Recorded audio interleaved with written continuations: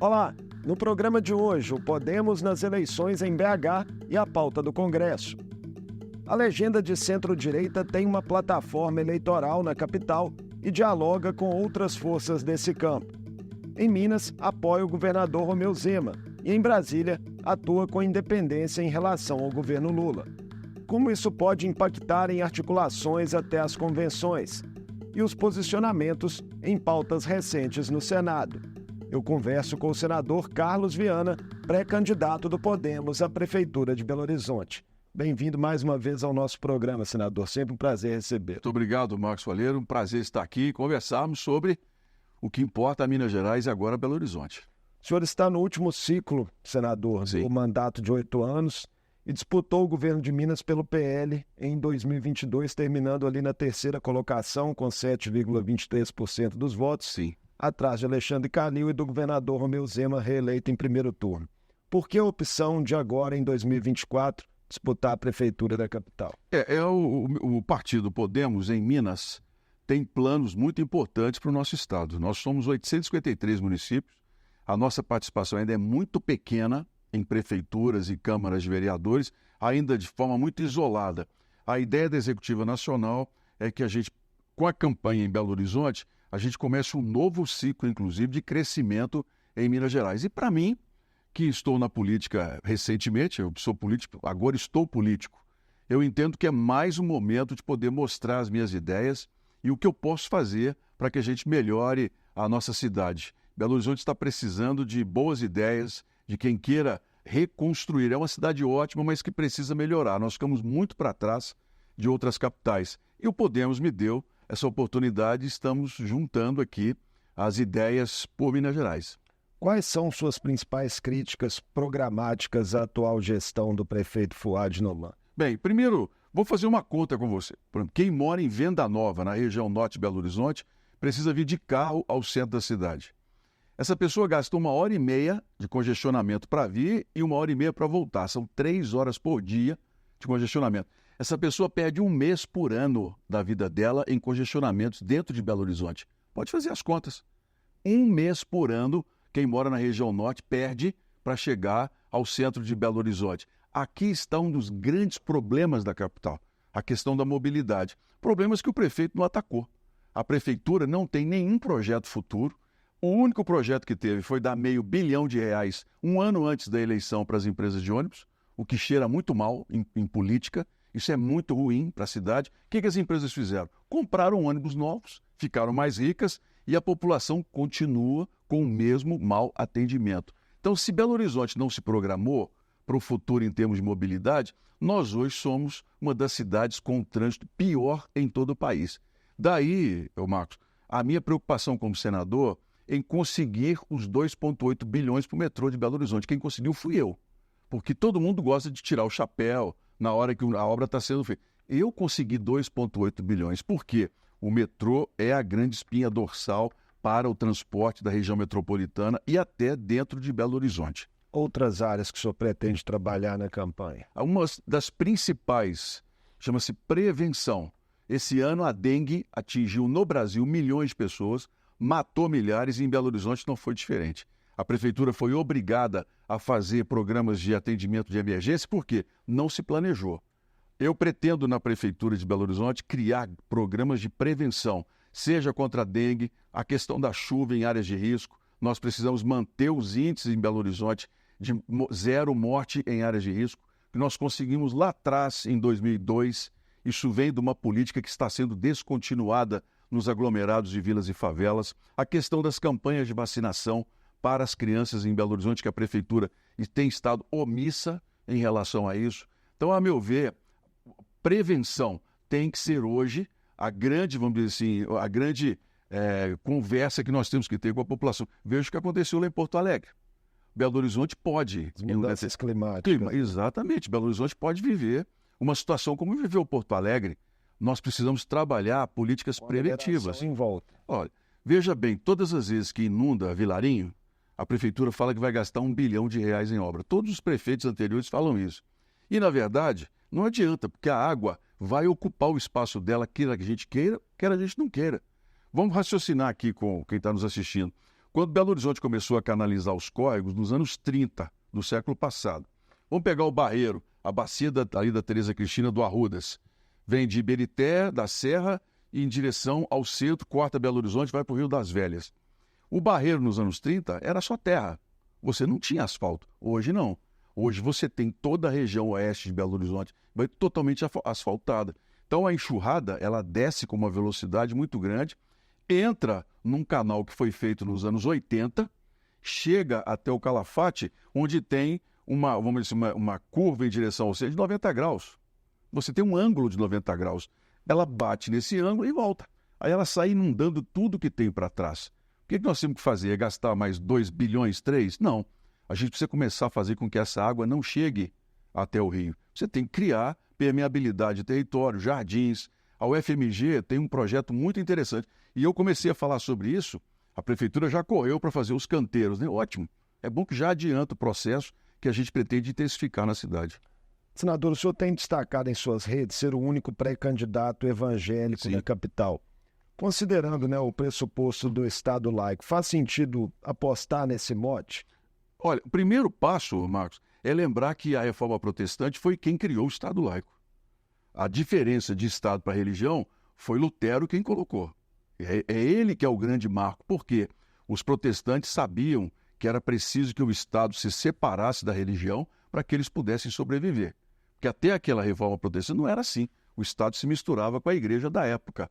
Nós, evangélicos, temos uma consciência muito grande de que o Estado tem que continuar sendo laico. O que nós não aceitamos é que esse Estado laico queira nos impor determinadas regras. Por exemplo, a questão do aborto no Brasil.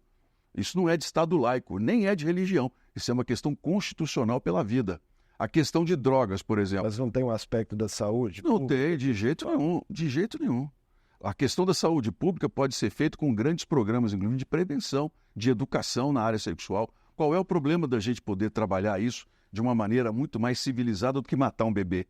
Vamos falar agora, 6 meses na barriga da mãe, você poder matar uma criança que sobrevive fora do útero. É um assunto que a sociedade tem que encarar com seriedade. O senhor já protocolou, né, um pedido de afastamento no Senado a partir do próximo dia 2 de julho, com o suplente Castelar Neto, né, assumindo o mandato. É um gesto, senador, para tentar atrair o apoio formal do grupo político conhecido como Família Aro? A data do dia 2 não está mais confirmada, porque eu sou presidente da comissão que trabalha a questão da inteligência artificial no Brasil. Nossa ideia era votar o projeto até na semana do dia 25, mas não vai ser possível. Nós vamos ter que fazer mais 4 audiências públicas a pedido do senador astronauta Marcos Pontes. Então, nós só vamos votar a inteligência artificial no Brasil na semana do dia 18, 19 de julho, antes do recesso. Então possivelmente, vou esticar porque eu, como presidente da comissão, eu quero entregar esse trabalho pronto. E é um gesto, sim. É uma ideia de você ter grupos. O Podemos, em Minas, tem boa parte dele organizada em torno do secretário e dos candidatos. E eu, se quero ser candidato pelo Podemos, acredito que a gente precisa caminhar junto. Qual que é a organicidade, né, desse grupo político conhecido como Família Aro hoje em Belo Horizonte? Né? Porque parece que tem vários pequenos partidos ali. Né? São 4. PNN, DC, RTB e o Podemos. São 240 aproximadamente candidatos a vereador. E o Podemos de Belo Horizonte eu presido e a gente tem o contato com os demais partidos que vão estar conosco nessa caminhada. Esses acordos estão fechados com essas legendas? Estão. Pelo menos da parte do grupo que buscou ajuda, está tudo resolvido e vamos finalizar agora em julho com as convenções. Então, o Podemos, né, é um partido pequeno, o quadro de momento, né, da pré-campanha da capital está bastante pulverizado, com mais de 10 pré-candidaturas colocadas. O senhor vai ter, né, essas alianças com outras legendas pequenas. Isso já é suficiente, o senhor entende, para uma campanha competitiva? Ou se o senhor não conseguir ampliar ainda mais essas alianças, pode haver um reposicionamento? Olha, é o momento em buscarmos apoio. Agora, eu, Marcos, não gosto de trabalhar com muito partido.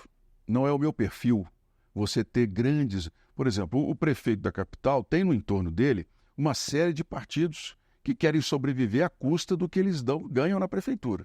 Eu já vou avisar de uma vez. Eu vou caminhar com 1, 2 desses pequenos e já aviso ao pessoal, olha aqui, ganhando a eleição, é só quadro técnico. Eu não quero ninguém de favor político na Prefeitura de Belo Horizonte. Eu não quero ter o desprazer. Mas esse grupo é conhecido por ocupação de espaço. Desde que os nomes sejam técnicos e bons, eu não vejo problema algum. Agora, eu já aviso de uma vez, não é? Esses partidos todos que ficam, né, ganhando, né, mamando na Prefeitura, comigo vai estar todo mundo desempregado. Ao assumir a presidência municipal do Podemos, né, aqui em Belo Horizonte, em cerimônia prestigiada pelo governador Romeu Zema, o senhor declarou, senador, abertamente que gostaria de ter a ex-secretária de Planejamento e pré-candidata do Novo em BH, Luísa Barreto, como companheira de japa. Isso segue no radar? Segue. Naturalmente que é um apoio importante do governador.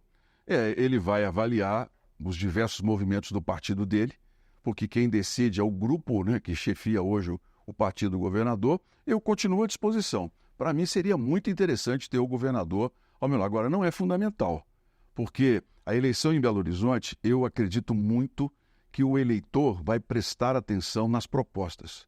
Porque prefeitura de capital não adianta presidente de um lado ou presidente do outro. Eleição em prefeitura, a pessoa sabe que se tomar uma decisão errada, o lixo acumula na porta, as escolas não funcionam bem, os postos de saúde não funcionam bem, e é exatamente o que está acontecendo em Belo Horizonte. A polarização nacional, então, calcificada, né, segundo diversas pesquisas, Lula-Bolsonaro, o senhor acha que tem pouco peso? Não acredito. Na capital? Não acredito. Acredito que nós teremos 2 candidatos da direita, inclusive eu fui o primeiro a fazer essa previsão. 2 candidatos da direita estarão no segundo turno. Eu vou lutar para ser um deles. No fim da semana passada, né, saiu uma nota na Rádio Itatiaia dizendo que o senhor estaria disposto a conversar com outros pré-candidatos da direita e centro-direita, né, notadamente com Mauro Tramonte do Republicanos e Bruno Engler do PL, para avaliar até mesmo a construção de uma possível frente unificada. Há, a seu ver, ambiente para que isso ocorra ainda em primeiro turno? Acredito. Se nós temos que analisar hoje o seguinte, nós precisamos ganhar a eleição. Para ganhar essa eleição, a gente tem que ter muito pragmatismo, inclusive em propostas para a cidade. Bruno é um jovem, é um menino ainda, promissor, mas que precisa aprender muito, mora com os pais e não tem experiência. A cidade precisa de alguém que tenha vivência do dia a dia. Mauro é uma pessoa que está na televisão, conhece todo mundo, conhece a cidade. Agora, eu, além de conhecer a cidade, de ser conhecido, eu me preparei na política. Eu saí da televisão, do jornalismo, com a decisão de crescer na política. E eu me preparei nesses 5 anos para ser um administrador público. Hoje eu entendo como funciona bem o jogo das câmaras, como funciona o jogo do orçamento, como funciona o financiamento de uma capital. Vou dar um exemplo, cara. O prefeito de Belo Horizonte só vai a Brasília fazer política. Eu nunca vi o prefeito atual de Belo Horizonte em ministério algum buscando recurso. E tem muito recurso para a cidade, muito recurso. O Senado, a própria Câmara tem muitas verbas. Então, eu quero conversar com todos para a gente buscar, quem sabe, um consenso. Se não for possível, vamos para a disputa e para as ideias. O fato de Mauro Tramonte, né, estar liderando com folga as pesquisas mais recentes, de Bruno Engler ter com ele partidos grandes como PL e PP, não se torna um impeditivo para viabilizar essa construção? Claro que a gente tem que respeitar, que são conhecidos e tem força. Mas uma pessoa muito conhecida geralmente já chega no seu topo logo no começo. Não cresce mais. Uma pessoa muito radical tem também o seu público radical, não cresce mais. E quando a gente analisa as pesquisas, Marcos, números, a gente tortura e eles falam o que a gente quer. Você pega uma região onde a pessoa é muito conhecida ou muito assistida e vai lá e pergunta assim, você vota em fulano? Voto. Você vota em fulano? Não, não voto. Você já decidiu em quem você vai votar? Não. Então, quando você pega a pesquisa, 85% da população não sabe em quem votar. É apenas uma questão de você perguntar se vota. Não significa que a decisão foi tomada. E quem paga a pesquisa ganha a manchete. Fulano está em primeiro lugar nessa história. Mas vai analisar a pesquisa, você vai ver que as pessoas, não, primeiro eu vou esperar as propostas para poder depois. Aqui que está a verdade. Inclusive, eu estou estudando uma forma de... Nós vamos propor uma legislação sobre pesquisa, porque virou uma farra, né? Cada dia uma pesquisa dá. Um faz enquete na internet. Dirigentes de institutos têm reagido contra isso. Horrível isso. Uma tentativa de censura. Faz uma enquete na internet com perfil falso. Tem candidato aqui em Minas que tem milícia digital. Perfil falso adoidado. Aí faz uma pesquisa na internet, a enquete dele, coloca ele lá em primeiro lugar. Quando você vai ver, a maioria das contas são falsas. Está acontecendo comigo direto. A gente vai ver, por exemplo, eu dou uma entrevista aqui, aí começam os comentários. Péssimo senador, sumiu. Quando você vai, eu avaliei 100 contas. Dessas 100 contas, 75 eram falsas. Essa milícia digital, hoje, ela é muito forte. Então, as pesquisas, a gente precisa começar a criar regras. O Congresso não deveria, né, já ter encarado esse debate da regulação das redes? Porque tudo é muito novo. Tudo é muito novo, inclusive essa questão de rede social. Na última eleição de presidente para cá, é que esse assunto ganhou a repercussão que merece, Marco. Mas, senhor, assim, porque hoje o que a gente escuta, né, em relação a esse assunto é que ele está travado no Congresso, que não se chega a um consenso. Acha que isso pode evoluir ainda para os próximos anos? Temos essa eleição, daqui 2 anos temos outra. O que eu acredito que vai acontecer é nós regulamentarmos a questão da identificação. Porque, por exemplo, a Constituição diz que a pessoa tem direito à opinião, mas ela tem que ser identificada. Então, hoje, a maioria dos perfis falsos não tem um CPF ou uma carteira de identidade, um número de identidade por trás. Isso nós temos que acabar. Qualquer conta, qualquer perfil no Brasil tem a liberdade de falar o que quiser, desde que o anonimato não exista. O grande problema é que essas milícias digitais usam o anonimato. E todas as vezes que a gente tenta atacar isso, vem uma grande campanha como se isso fosse censura ou tentativa de restrição à liberdade de opinião. Não é verdade. A gente precisa deixar muito claro que a identificação das contas é uma necessidade no país hoje. Voltando para BH, o ex-prefeito Alexandre Calil segue, né, sem se posicionar após ter conversado reservadamente com vários pré-candidatos, entre eles o senhor. Sim. Que importância Calil pode ter nesse processo? Olha, eu acredito que ele não vai entrar no primeiro turno.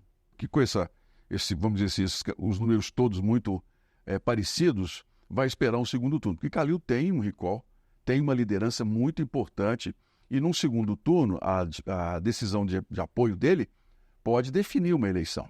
Então, eu acredito, claro que não falo por ele, não tenho nenhuma liberdade para isso, mas que ele só vai se manifestar no segundo turno. No campo adversário do senhor, né, tem ali várias pré-candidaturas de partidos de esquerda, centro-esquerda colocados.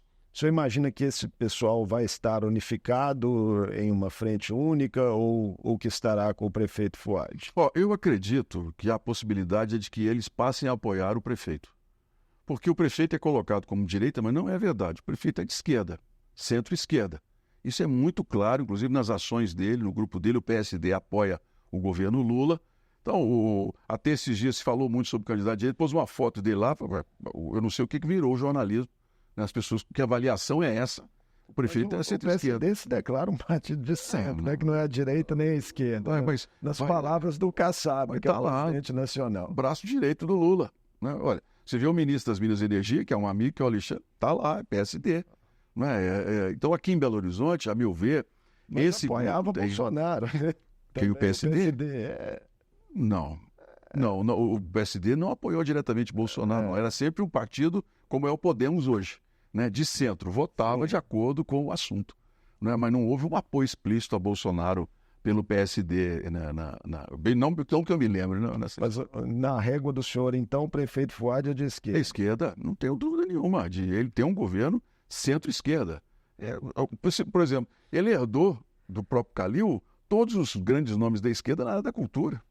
Por que com o Márcio Lacerda o pessoal batia tanto no Márcio Lacerda e depois não bateu mais? Porque estava todo mundo na prefeitura, alojado nos cargos. Qual o seu palpite para a resistência de Calil em apoiar Fuad?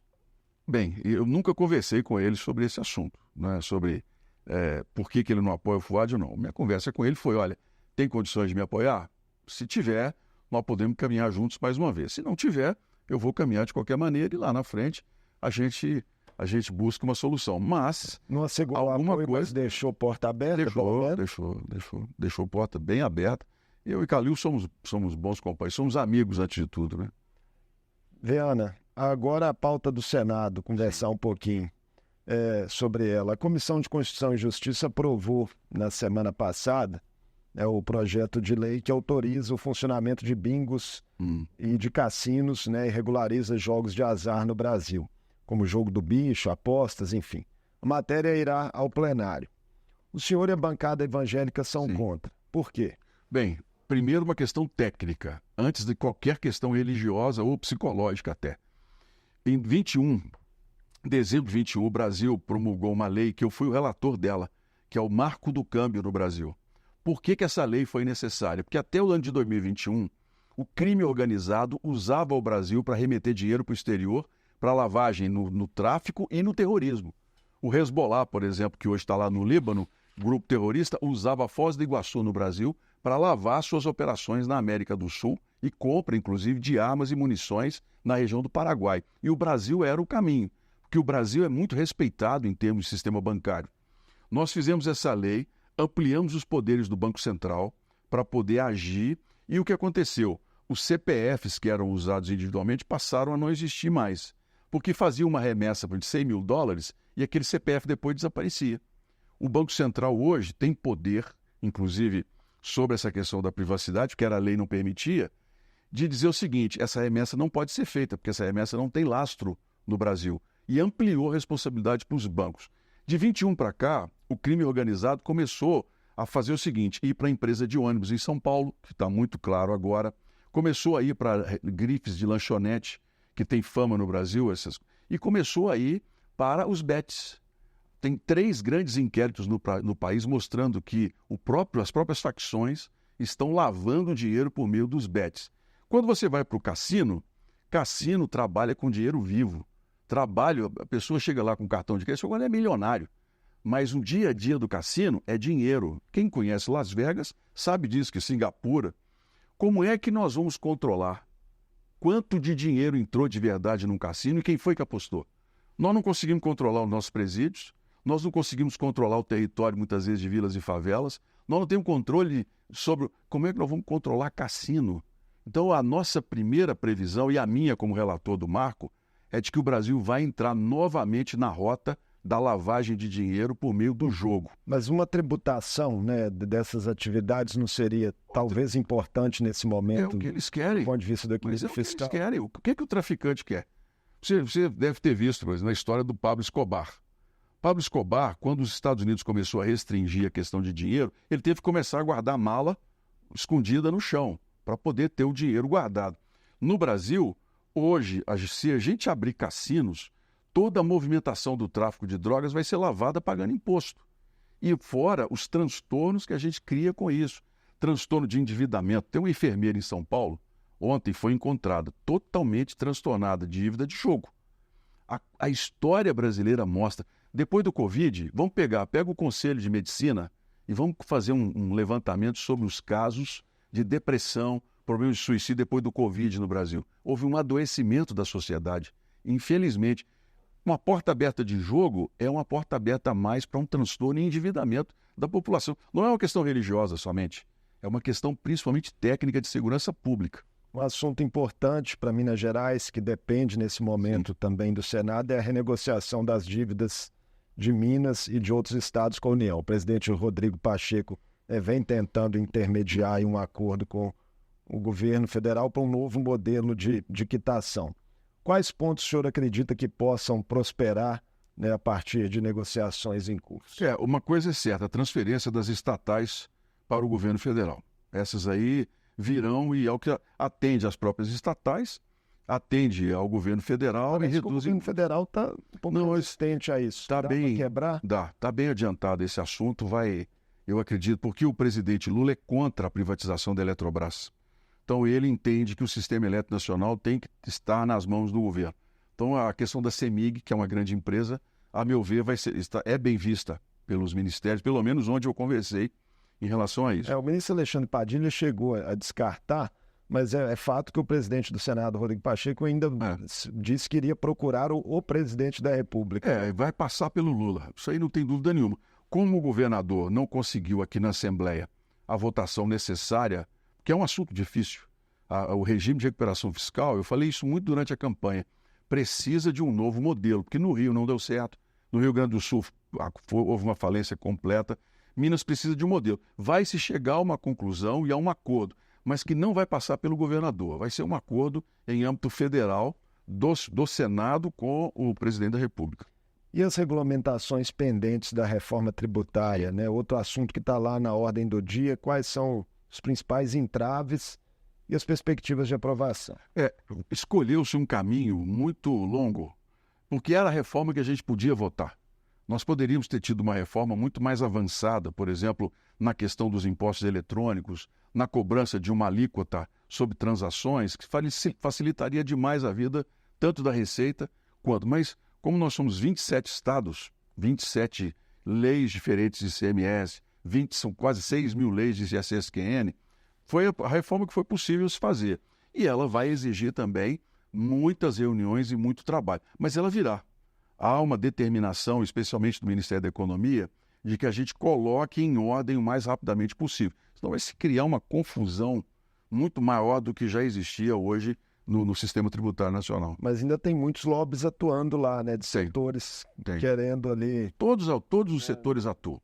Isso aí, não adianta a gente ter a ilusão de que Brasília, por exemplo, não é uma cidade que vai votar só os interesses do país. Não é verdade. O sistema é bruto, meu amigo. E pode vir uma reforma desvirtuada em alguma medida por causa dessas pressões? Não acredito. O que vai acontecer, por exemplo, setores que tiverem um aumento de imposto que inviabilize, se rever esses setores. Mas algumas áreas, por exemplo, que tiveram a redução de impostos, essas vão poder avançar com mais rapidez. Muito obrigado por mais essa conversa conosco aqui no Obrigado a você. Vamos em frente. Obrigado, Marcos. Conversei com o senador Carlos Viana, pré-candidato do Podemos à Prefeitura de Belo Horizonte. Falamos sobre as articulações da legenda no quadro sucessório da capital e de temas em destaque no Congresso. E antes de encerrar, nós da Assembleia de Minas reforçamos o pedido de ajuda às milhares de famílias atingidas pelas enchentes no Rio Grande do Sul. Se você puder contribuir, acesse o QR Code aqui na tela e faça uma doação. O Pix SOS Rio Grande do Sul é o CNPJ 92-958-800/1000 ao contrário, dígito 38, em conta do Banrisul. Não deixe de conferir o destinatário. O Mundo Político fica por aqui. Obrigado por nos acompanhar. Até o próximo programa.